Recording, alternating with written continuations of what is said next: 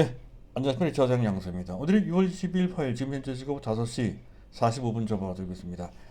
자, 미국의 금리 조기 인상 문제 내지 조기 테이퍼링 문제, 이 문제는 결코 가벼운 문제가 아니죠. 상황에 따라서는 상당한 충격을 줄 수도 있는, 현재 시점에서 봤을 땐 최대의 악재 내지 이제 장애물이 된다라고 이제 봐야 됩니다. 자, 그럼에도 불구하고 간밤에 미국 증시를 보면 꽤나 탄력적인 반등을 했다는 건데, 급락 하루 만에 곧바로 안정을 취하는 모습이 나왔단 말이에요. 그렇다고 한다면 그 악재도 악재지만 미국 시장 참가자들의 투자 심리가 상당히 강하다, 이렇게 봐야 될 것 같습니다. 그 사이 이러한 악재에 상당히 오랫동안 노출돼 있다 보니 미국 시장 참가자들이 그 악재에 대한 내성을 생성한 것 같습니다. 상당히 적응을 해 나가는 또는 소화를 해 나가는 그런 분위기가 된 것으로 판단이 된다는 것이죠. 그도 그럴 것이, 금리가 조기 인상이 된다 하더라도 근데 내년 연말까지니까, 연말 빠르면 내년 연말까지, 내년 연말 금리가 인상된다는 거니까 아직까지도 1년 넘어 1년 6개월 가까이 시간이 남아 있는 상태란 말이죠. 시간이 여유가 좀 있고요. 그리고 중요한 것은 금리 인상 문제는 어, 미국 증시가 6년 전 2015년도 당시에 한번 경험을 했었죠. 그에 따른 금리 인상, 그 당시에 그 금리 인상 때문에 사실 상당히 많이 긴장했고, 또 그 순간마다 미국 증시가 크게 급락한 바도 있었습니다. 하지만 지나놓고 보니까 그 전체적인 누계 충격치는 그렇게까지 크지도 않았고, 그리고 그 기간이 길지도 않았다라고 하는 아주 좋은 경험을 한 바 있습니다. 이 점에 대해서 말씀드렸죠. 따라서 그것 때문에 조정에 나온다 하더라도 크게 걱정할 정도까지는 아니다. 최악이라 하더라도 그 조정 기간은 3개월 내지 4개월 정도. 우리 코스피로 봤을 때는 그 조정폭은 종합지수 3,000포인트 정도 수준에서 충분히 방어될 것이다 하는 자신감을 제가 말씀드린 것도 바로 그런 것을 배경으로 말씀을 드렸던 건데요. 근데 그것 그런 정도도 아닌 가벼운 조정 정도로 그냥 넘어갈 수도 있겠다는 판단을 좀 해볼 수 있겠습니다. 현재 분위기가 그런 것 같아요. 그렇다고 한다면 썸머 랠리도 가능할 것 같고, 잘하면 연말 랠리까지도 가능할 것 같습니다. 만약 그런 식으로 간다라고 했을 때는 우리 종합지수도 3,500 넘는 수순으로 진행될 수도 있겠죠. 그와 관련된 시각을 아직까지는 포기할 필요까지는 없을 것 같습니다. 하지만 지금 현재 단계에서는 특히 이머징 마켓에 대한 외국인들의 스탠스가 그렇게 우호적이지 않죠. 아직까지는 적극적으로 삼성전자류의 IT 대형주를 매수할 수 있는 입장이나 능력이 없는 그런 상태입니다. 따라서 외국인도, 국내 내국인들도 삼성전자가 아닌 제2성급 내지 제3선급에 있는 대형주, 오늘 같은 경우는 철강주, 또 재밌습니다. 포스코도 아닌 이제 현대제철 같은 종목이 더 탄력적으로 올라왔죠. 이런 종목들 내지 두산그룹, 한때 두술라라고 했던 두산그룹주들이 이제 또 부각이 되고 있습니다. 두산 중공업이나 또는 두산인프라코어 같은 종목들이 그에 해당이 되죠. 그 전에 또 움직였던 종목은 흠슬라라고 했던 HMM, 또 최근에 삼엔슬라라고 부각되고 있는 종목이 삼성 엔지니어링 같은, 자, 이런 종목들이 부각되고 있다는 거죠. 그래서 그와 관련돼서 우리도 포트폴리오 전략 수정을 하자 하는 관점에서 일단 종목도 조금 가벼운 쪽으로, 그리고 테마주, 중소형주 테마주 쪽도 어느 정도는 단기적으로 우리가 취급을 해볼 필요가 있다는 관점에서, 특히 가장 중요한 테마, 이 테마는 단순한 테마가 아니라고 말씀드렸어요. 메타버스 테마인데요. 이 테마가 매우 중요하니 자신 있게 해당되는 종목, 즉 자이언트 스텝과 관련돼서 계속 말씀드렸습니다. 현재 동그라미 친 부분, 약 5월 말부터 6월 중순까지 당시 주가가 4만 1천원대 4만 2천 정도 그 당시였습니다. 제가 대부분 다 대형주인데 오직 이 종목만 중소형주, 그것도 테마주였던 건데 이 종목을 좀 해볼 필요가 있다라고 계속 강조드렸던 종목인데요. 자, 급등을 했습니다. 장중에 1,900치 6만원까지 찍었었죠. 자, 이렇게 오히려 초점을 잘 맞추면 이런 쪽에서 좋은 기회가 온다는 거죠. 그런 관점으로 포트폴리오가 단기적으로, 중기적으로 어느 정도는 조절될 필요가 있다 하는 건데, 자, 연관해서 오늘 제가 말씀드릴 주제는 일단 먼저 종목으로 봤을 때 현대차 얘기를 해야 될 것 같습니다. 현대차가 괜찮죠. 현대차 어제는 LG전자를 말씀드렸고요. 오늘 약간 빠졌습니다만 오히려 안 갖고 계신 분들은 매수할 기회가 된다는 것이고, 그리고 대형주 중에서는 현대차가 추세적으로 났습니다. 간단하게 현대차 짚어보면서 오늘의 주 주제는 앞서 말씀드렸던 바로 그 메타버스입니다. 지난 5월 말도 말씀을 드렸고요. 중간중간에 계속 메타버스와 관련돼서 말씀을 드렸던 건데 오늘은 다시 한번 총점검을 해보는 시간을 갖도록 하겠습니다. 얼마나 메타버스라고 하는 그 테마의 개념이 중요하고 또 그것이 얼마나 더 그 해당되는 종목들의 주가를 올릴 수 있는지 그 잠재력까지 우리가 측정을 해볼 수 있는 그런 그 시각이 있어야 된다는 거죠. 그거 없이는 이 종목을 하기가 어렵습니다.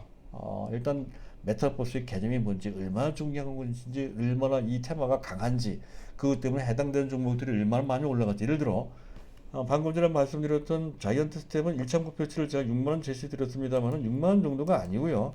8만원, 10만원도 올라갈 수 있다라고 하는 건데 아주 운이 좋으면 15만원 이렇게 올라갈 수도 있는 겁니다. 그런 관점으로 이들 종목에 상당히 좋은 기회가 주어지고 있는 상태라는 건데 많이 올라온 것이 크게 부담이 안 된다라는 것에 대한 느낌을 받을 수 있을 정도로 그에 따른 어떤 인식을 갖고 있어야 된다 하는 것이죠. 내용도 좀 파악해 둘 필요가 좀 있겠어서 제가 준비한 그런 내용이 되겠습니다. 자, 일단 순서에 입각해서 오늘도 이슈부터 점검을 좀 해보도록 하죠. 자, 미국 증시는 하루 만에 안정을 취하게 됐다는 거 앞에서 말씀드렸고, 한 가지 문제가 되는 것은 바로 이겁니다. 한국 증시 MSCI 선진국 지수 편입이 이번에도 또 정례회의에서 무산이 됐습니다. 우리 정부가 아직 거기에 지금 준비를 안 하고 있는 그런 상태라는 것이죠. 그 내용을 오늘은 생략하도록 하겠습니다. 굳이 그것까지 할 필요 없겠고, 다만 이렇게 되게 되면 삼성전자 같은 한국을 대표하는 종목들에 대한 외국인 매수가 당장은 나오기가 좀 어렵습니다. 그것으로 일단 식국과 관련돼서 상황이 어떻게 되는지와 연결시켜서 보실 필요가 있겠다 싶고요. 자, 시장을 점검을 해보도록 하죠. 자, 미국채 10년물 금리는 역시 하루 만에 곧바로 안정을 취하는 모습. 미국 금리가 다시 정상화됐습니다. 그 전날에는 1.4%대 초반대까지 금리가 급락하고 그 가격은 급등하는 이상 징후를 보였죠. 그래서 전체적으로 수익률 평탄화 현상, 사실 지금 그 평탄화 플래티닝 현상이 나올 때가 아닌데 그게 나왔단 말이죠. 그런데 그것이 곧바로 하루 만에 미국 채권 시장이 안정을 취하는 모습으로 진행되고 있다 하는 관점으로 보시면 되고, 자, DXY 달러 인덱스도 92.5까지 올라갔다가 91.9 정도로 내려왔고, 원달러 환율도 오늘 장중에 큰 폭으로 내려온 것은 아닌데요. 추가적으로 상승하지 않은 채 약간 내려온 1131원 90전 정도로 하향 안정을 취하는 그런 쪽으로 터닝 지금 현재 전환됐다는 것이죠. 그런 측면이 일단 긍정적이다 하는 거고요. 또 한 가지 웃기는 것은 일본 증시입니다. 어제 일본 증시가 3% 넘게 급락했다가 또 하루 만에 3% 넘게 급등하는, 과거 우리나라 증시가 미국 증시에 그렇게 상당히 변동성 높게 반응했던 적이 있었는데요. 최근에 일본 증시가 그렇습니다. 우리 한국 증시 상대적으로 안정되어 있는데 일본 증시가 그런 식으로 화들짝 놀라고 또 상황이 괜찮아졌다고 해서 화들짝 또 급등하는 모습이 반복되고 있다는 건데 상대적으로 한국 증시가 훨씬 더 안정적이다 하는 관점. 일본 증시가 반등 나왔다는 것에서도 현재 일단 어느 정도 그 악재는 지나가고 있는 것이다 한 단면을 볼 수 있는 것 같습니다. 자, 그리고 수급을 잠깐 보자는 건데 요거는 제 자막을 지워놓고 테이블을 보면서 말씀을 드릴까 합니다. 자, 외국인들이 순매수로 전환을 했는데 코스닥은 순매도를 했어요. 그럼 이 포지션은 정확하게 일반 개인하고 반대 포지션이죠. 일반 개인들은 코스피에서 대규모 순매도, 매도, 코스닥은 순매수하는 그런 모습입니다. 전체적으로 뭐 양쪽을 균형 삼아서 아마 외국인들은 제2선, 제3선 아까 얘기했던 두산그룹주 내지 삼성 엔지니어링 같은 그런 종목에 단기적으로 집중하는 것 같고요. 개인들은 코스닥 시장 전반에 걸쳐서 특정 이슈 내지 특별한 어떤 개별 종목에 초점 맞춰놓고 매매를 하는 것으로 판단이 됩니다. 금융투자는 관망을 하고 있죠. 전반적으로 현재 상황은 일단 최악의 고비를 넘어가서 지수의 방향성을 엿보는 그런 분위기가 된 것으로 판단이 되는데 오늘 외국인들이 순매수했다고 해서 그들의 기본적인 포지션이 바뀌었다. 긍정적으로 전환됐다. 이렇게 보기는 어렵습니다. 왜냐하면 지금 베이시스가 여전히 마이너스입니다. 따라서 외국인들, 특히 선물 투자를 하는 외국인들의 기본적인 입장은 일단은 약세 국면이다 하는 거죠. 그것을 국내 내국인들이 받아주면서 현물지수로 높은 그런 약간의 지수 왜곡 현상이 나오고 있는데 지금으로 봤을 때는 그런 식으로 이원적인 상황에 나올 수밖에 없다는 것이죠. 그래서 베이시스는 현재 마이너스, 즉 백오데이션 상태. 현재 객관적으로 보면 그 자체는 사실 약세장 신호인데 앞서 얘기했던 것처럼 아주 특별한 이원화 장세가 되다 보니 이렇게 된 건데요. 그래서 전체적으로 보면 일단 일반 매수세가 워낙 강하다 보니 현재 상황은 최소한 나쁘지 않은 장세다 하는 것. 바로 이러한 분위기가 지속되는 한 앞에서 얘기했던 특정 이슈 내지 특정 테마에 해당되는 종목들은 지수에 대한 부담을 덜고 그들의 힘을 발휘할 수 있는 환경이 괜찮은 것이다. 유리하다. 좋은 환경이다. 이렇게 말씀드릴 수가 있을 것 같습니다. 그래서 테마주를 원래는 제가 테마주를 잘 안 하는데요. 이런 경우 특히 이 메타버스 테마는 단순한 테마가 아닙니다. 일시적인 유행가처럼 한번 인기를 얻었다가 사라지는 그런 테마가 아니라는 것이죠. 그런 관점에서 더욱더 이쪽에 방점을 두고 보실 필요가 있다는 건데요. 자, 순서에 맞춰서 현재 그 메타버스 테마를 말씀드리기 전에 현대차를 봐야 되겠죠. 현대차. 일단 현대차 이것과 관련돼서는 그전에도 꾸준하게 말씀드렸던 그런 바 있기에 간략하게 말씀드릴까 합니다. 일단 실적이 너무 좋아요. 실적이. 특히 미국에서의 지난 5월달 판매가 현대차만 94,000대, 기아차랑 합쳐서 17만 대에서 이미 포드를 넘어섰다는 소식은 전해드린 바 있죠. 그래서 2021년도 영업이익 전망치 7조 5천억 정도.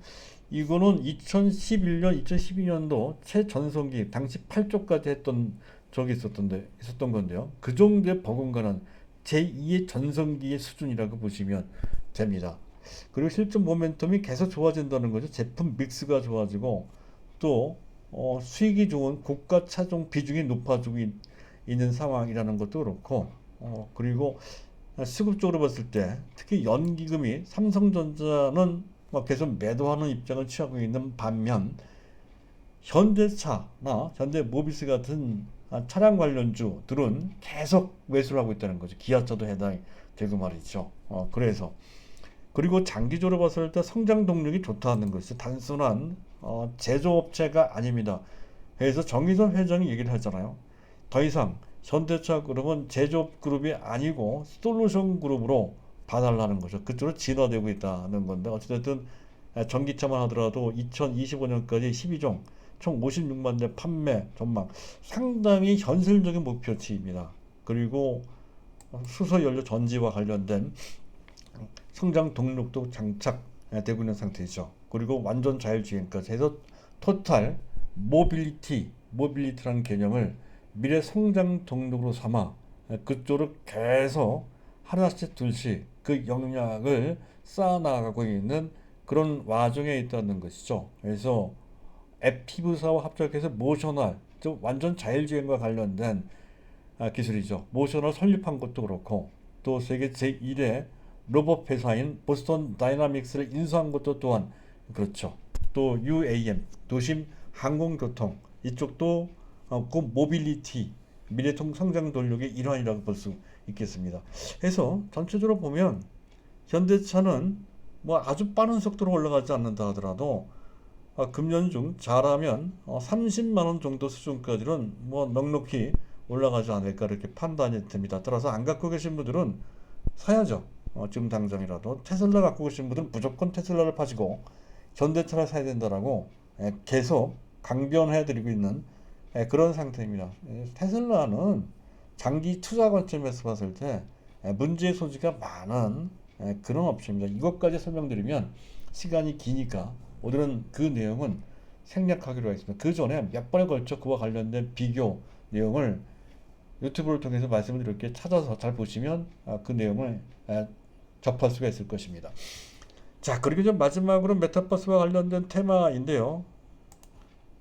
자, 잠깐 보도록 하죠. 일단 테마는 개념이 그거죠. 다시 한번 말씀드리면 메타라고 하는 것은 가상세계, 가상을 뜻합니다. 그리고 버스는 유니버스에서 나온 건데 현실을 뜻하는 것이죠. 그래서 메타와 유니버스의 합성어입니다. 이거는 그런 것 같아요.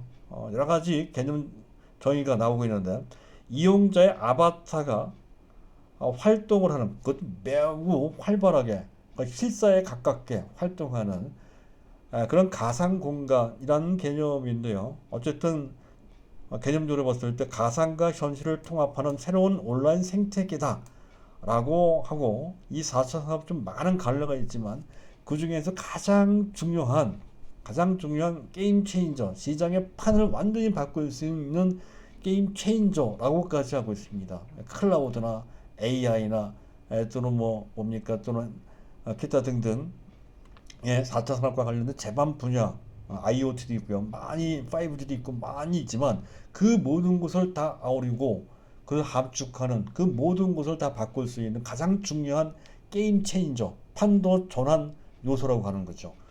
게임 체인저가 될 수 있다는 된다는 그러한 분석까지 나오고 있는 상황입니다. 그만큼 중요하다는 것이죠. 그냥 일상적인 정도의 테마가 아니라 거대한 산업적 트렌드라는 것이죠. 현재 상황을 한번 보도록 하죠. 글로벌 빅텍들, 페이스북, 마이크로소프트, 애플, 또 아마존, 구글 등등 다 마찬가지입니다. 얼마나 적극적으로 투자를 하냐 하면 이 메타버스와 관련된 현재 어떤 특정 스타트업, 이제 벤처기업들이 있죠. 스타트업들이 있거나 또는 그와 관련된 사람들이 있으면 그냥 묻지도 따지지도 않고 무조건 다 M&A를 할 정도 수준입니다. 그 정도로까지 이쪽에 싹들이 투자를 하고 있는 그런 아주 적극적으로 무한 경쟁을 하고 있을 정도로 그렇게 적극성을 보이고 있다는 것이죠. 그리고 우리나라도 마찬가지입니다. 우리나라도 굉장히 신속하게 정부 주도 현재 MB는 메타버스입니다. 동맹을 결성을 했죠. 그래서 이미 현대차, 통신 3사 다 들어갔고요.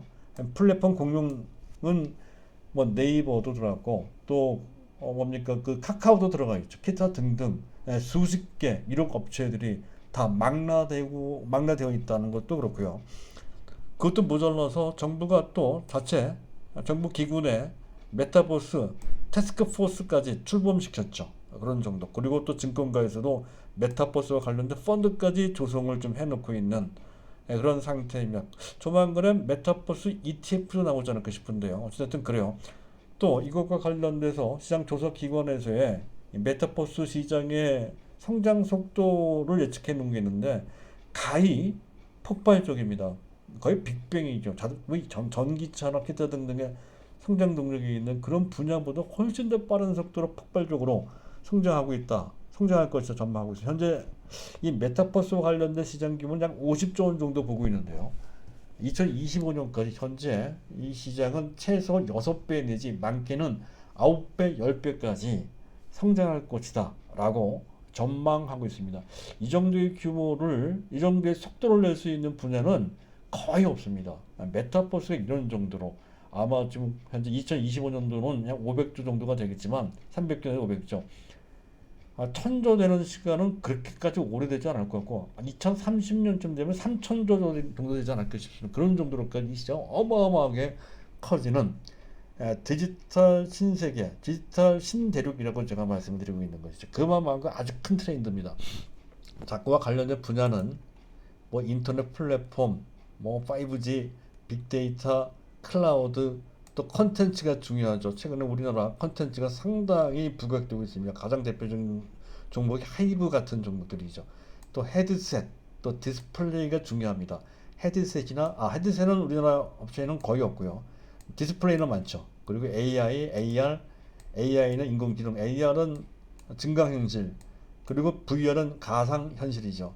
이러면 그것을 넘어서 또 확장현실이라고 해서 XR도 있고요. 이런 분야가 거의 관련된 분야인데, 자, 그와 관련돼서 분야별 관련 종목들을 잠깐 볼 필요가 있겠습니다. 특히 이쪽 분야는 이 가상세계를 이용하는 사람들이 그쪽에 몰입할 수 있고 또 그것이 실제적으로 그것을 내가 하고 있는 것처럼 느낄 수 있는 실제감이 있어야 된다는 것이 중요한 포인트, 성공의 포인트가 된다라고 보고 있습니다. 그랬을 때 디스플레이 분야에서는 초고해상도 디스플레이가 나와줘야 된다는 거죠. 바로 그 이유 때문에 선익 시스템이 뜨는 겁니다. 선익 시스템, 현재 보고 계신 차트가 선익 시스템. 현재 실제로 이 메타버스 관련돼서는 가장 먼저 움직이고 가장 탄력적인 현재 시점으로 봤을 때의 대장주입니다. 그런데 나중에 제가 말씀드렸죠. 그 대장주가 바뀔 소지가 있는데 그랬을 때 자이언트 스텝이 될 수도 있다. 말 그대로 그 사명이 자이언트 스텝, 거인의 큰 걸음이잖아요. 큰 걸음. 진짜 빅 스텝이 될 수 있다는 것이죠.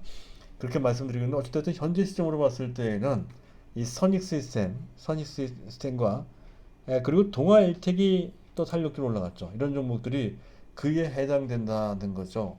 범위가 점차 넓어지고 또 거기에 속하는 종목군들도 점차 많아지고 있는데 아직까지는 과열 단계는 아니에요. 또 과열됐다 하더라도 일시적인 과열에 따른 조정만 받을 뿐 추세적으로는 계속 부각될 소지가 높다 하는 거죠. 그만큼 수명이 길고 그 테마의 이슈성이 아주 강하고 펀더멘탈과 연관되어 있으며 많은 정기적인 종목들, 정상적인 성장주들이 그에 해당된다는 점에서 더욱더 그렇다는 것이죠.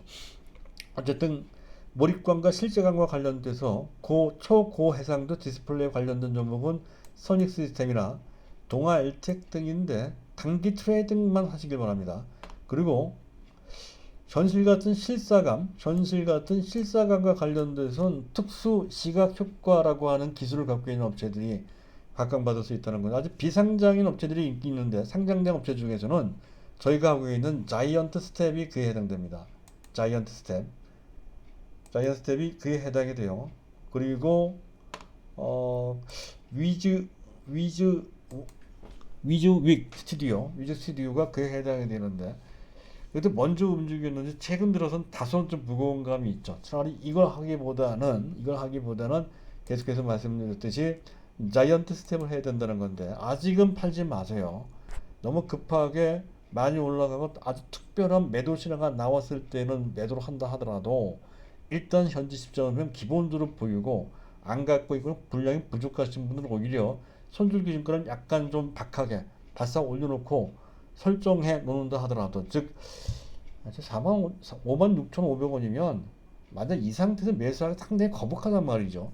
그렇다고 한다면 대략적으로 5만 뭐 한 4천 정도 바싹 붙여놓고 매수하는 방법을 동원할 수는 있습니다.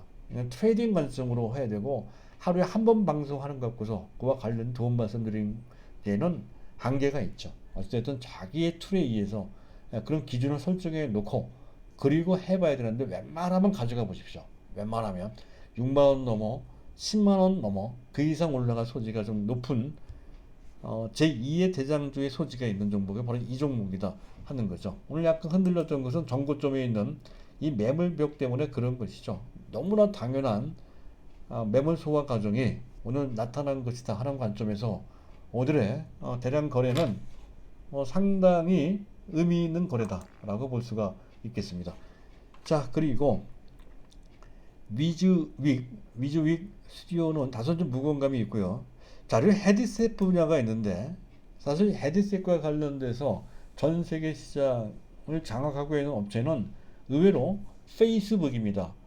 오큘러스 2라는 제품을 통해서 시장을 장악하고 있다는 건데, 근데 내용을 가만히 보면 이 부분은 삼성전자가 잘할 수 있는 부분입니다. 왜냐하면 디스플레이가 제일 중요하기 때문에, 또 반도체 이런 것들이 매우 중요하기 때문에, 또 현재 스마트폰을 잘 만드는 데가 이것도 잘 만들 소지가 대단히 높기 때문에 그런 것이죠.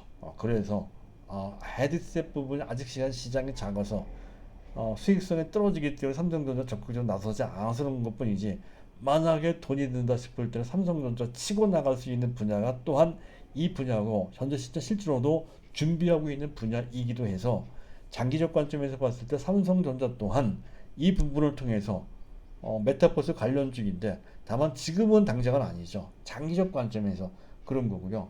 그 빅데이터와 관련돼서 삼성전자가 D램이든 비메모리 반도체든지 간에 삼성전자도 직간접적으로 메타버스 수혜 대상이기도 합니다. 하지만 메타버스 테마로 움직이는 건 아니죠. 삼성전자는 별도로 봐야 된다는 거고요. 그리고 5G 통신과 관련돼서 원활한 그 많은 데이터를 끊임없이 주고받을 수 있는 원활한 그런 체계가 필요하거든요. 5G입니다. 5G 내지 6G가 필요하다는 건데, 일단 통신 3사가 다 해당이 되죠. 그래서 SK텔레콤, 또 KT, LG U+가 들어가고, 또 그와 관련된 솔루션 업체가 엔텔스라고 있습니다. 엔텔스. 그 엔텔스가 그런 측면에서 봤을 때 좀 독특한 측면이 있습니다. 엔텔스. 이것도 트레이딩이 가능할 것 같습니다. 엔텔스. 그리고 옵티시스는 오늘 상한가 들어갔습니다. 이것도 트레이딩이 가능해요. 옵티시스 오늘 상한가 들어갔는데요. 이거는 디지털 광 링크와 관련된 역시 원활한 데이터 교환을 위한 상당한 특정의 기술이라고 하는 것이죠. 현재 디지털 광 링크라고 하는 것이죠. 5G와 관련된 종목들이 하는 것이고, 자, 그리고 콘텐츠와 관련된 종목들도 다방면에서 부각되고 있습니다. 가장 대표적인 것은 BTS의 하이브죠. 이런 식으로 올라와요. 또 이 하이브만 올라오는 것이 아니라 지금 SM도 꾸역꾸역 올라오는 그런 모습이죠. SM도 그렇고요. 또 YG 엔터테인먼트도 조금 타고 있는 모습이고, 또 JYP도 좀 그래요. 전체적으로 이 분야는 현재 지금 하이브가 선도하고 있는 것이다.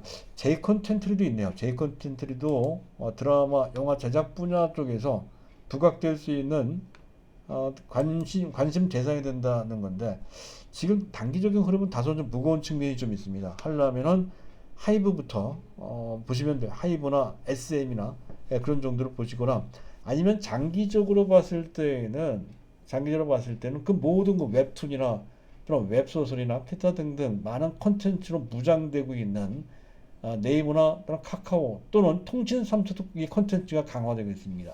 그래서 그것과 같이 연관시켜서 볼 필요가 있겠다 하는 건데, 너무 복잡하지 않은 가운데 그 중에서 종목을 선정해 보시라는 말씀으로 이제 다시 한번 정리해서 말씀드리고 싶고요. 그리고 소프트웨어 쪽으로 한빛 소프트가 있고요. 그리고 안면 인식 기술과 관련돼서 알테라를 제가 말씀드렸죠. 알테라가 이제 움직이기 시작했는데 양봉 두 개가 나왔단 말이죠. 약간 한 발 물러서 음봉 하나 떨어질 때까지 기다렸다가 거기서 잡아보는 방법을 취하거나, 또는 그것을 각오하고 약간 조건부로 부분 매수하는 방식을 쓸 수가 있겠습니다. 이 안면식 기술은 특히 아바타를 만드는 데 있어서 상당히 중요한 기능 기술이 될 것으로 판단이 됩니다. 이것과 관련된 국내 최고 세계적 수준의 기술을 갖고 있다는 것이죠. 그래서 실적으로 이 종목을 판단하기는 어려우나 기술적으로 전반적인 시장 이 메타포스라고 하는 영역과 관련된 그 위치 등을 따져봤을 때 이 알테레가 중요한 요건을 할 것으로 그렇게 판단이 되는데 너무 많은 비중을 하지는 마십시오. 자, 그리고 그 외에 뭐 코세스 이런 종목이 있고요. 레이저 리페어와 관련된 장비 때문에 떴다고 그래요. 또 칩스 앤 미디어 이 종목 같은 경우에도 이제 IP 때문에 뜬 것이죠. 지적재산권이죠. 그 관련돼서 뜬 것이고요. 사실 이 종목은 비메모리 반도체 쪽으로 봐야 될 것 같습니다. 설계자산 쪽 관점이거든요. 이 업체는 일단 그냥 참고 종목 정도로 보시면 될 것 같습니다. 그리고 미국에서는 엔비디아 그래픽 카드 때문에 그래픽 카드 우리나라에서 그래픽 카드를 하는 데가 사실상 없다고 봐야죠. 사실상 그래픽 카드 있다면 삼성전자가 나중에 할지 몰라도 어쨌든 지금 당장은 아닙니다. 그래서 이런 정도의 대상이 그에 해당된다는 건데 이 정도 범위 내에서 한 종목 내지 두 종목 정도를 단기, 중기 트레이딩 대상 관점으로만 압축해서 보시면 대략적으로 큰 무리는 없을 것으로 그리고 그 중에 한 종목 정도 주력으로 한다라고 했을 때 그 종목을 통해 단기, 중기적으로 상당한 수익을 낼 수 있는 그런 기회가 좋으실 것으로 그리고 앞에서 말씀을 드렸듯이 이 테마는 결코 작은 테마도 아니고 또 쉽게 사그러질 테마 또한 아니고 또 한때 흘러가는 그냥 펀더멘탈과 무관한 투기적인 테마도 또한 아니며 상당히 국제적이고 상당히 산업 트렌디한 그런 테마이므로 자신 있게 할 필요가 있다는 것이죠. 그러한 관점으로 테마를 보시면서 거기에 자기 스타일에 알맞은 종목을 잘 골라서 한번 해보시길 바란다는 말씀으로 오늘 내용을 모두 마치기로 하겠습니다. 감사합니다.